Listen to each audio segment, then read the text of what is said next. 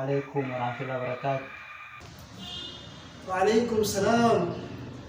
Tafadhali achana na mimi. Sawa?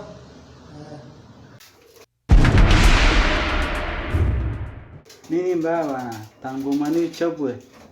Yaani umekuwa mgonjwa kama mama pana mimba.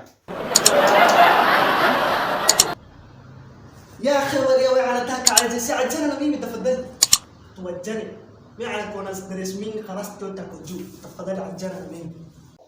Niambie nini shida? Labda naweza kusaidia. Sikiza mimi nakwambia. Sawa? Unajua ile pesa yote mimi ameweka juzi jana. Ameweka betting. Amewekea maniu. Wakati maniu mimi anawekea 1000 yeye ataleta mimi pesa mingi amebetia.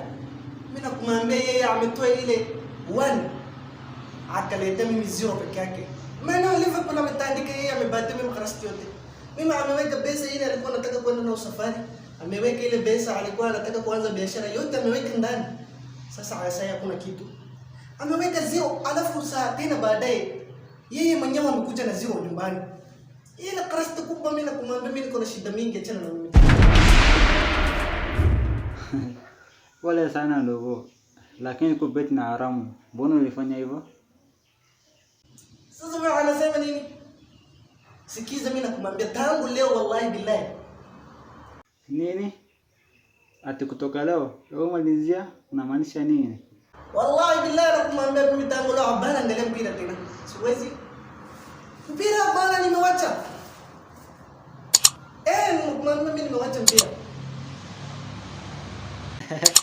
Bro, wenye unapenda manio.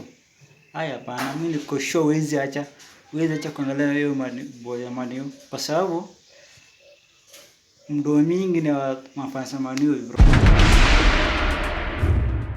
Kuna waniski nimewacha mpira. Mimi tangu leo mimi anaangalia wrestling. Ni wenye utapenda tu bro.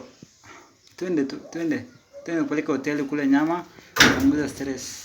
Hii manio takuweka mimba. Anabetea watu wa wrestling hata kama pesa yangu anaenda yeye ametandika mzuri. Hiyo mtu ya wrestling hawezi peleka betting 0 atatandikwa ataenda pesa lakini watu maneno hapana story yao imeisha. Ai wewe ukatae nyama na mimi nakujua.